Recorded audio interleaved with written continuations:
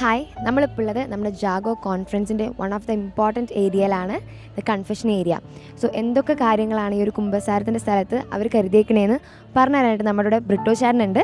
ചേട്ടാ ഹായ്, ഇത് welcome to garden of Joy.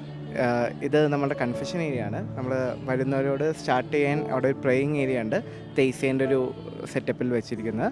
And then നമുക്ക് മൾട്ടിപ്പിൾ ലാംഗ്വേജസ് ഉണ്ടല്ലോ ഇന്ത്യയിലെ, അപ്പോൾ ആ ഡൈവേഴ്സിറ്റി ഇവിടെയും കീപ്പ് ചെയ്യാൻ നമ്മൾ നോക്കുന്നുണ്ട്.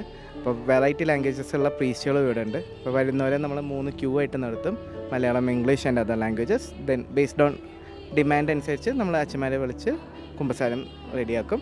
ആൻഡ് ഇവിടെ നിന്ന് പോകുന്നവരിൻ്റെ മുഖത്തുള്ള ആ കണ്ണീരും കാര്യങ്ങളും, ആ ജോയ് ഉണ്ട് പുറത്തിറങ്ങുമ്പോൾ.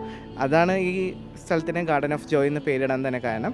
പിന്നെ പോകുമ്പോൾ ഒരു സോവനിയർ എന്നുള്ള നിലയ്ക്ക് ഞങ്ങളൊരു സ്റ്റിക്കറും കൂടി കൊടുക്കുന്നു. That's it. Okay, thank you ചേട്ടാ.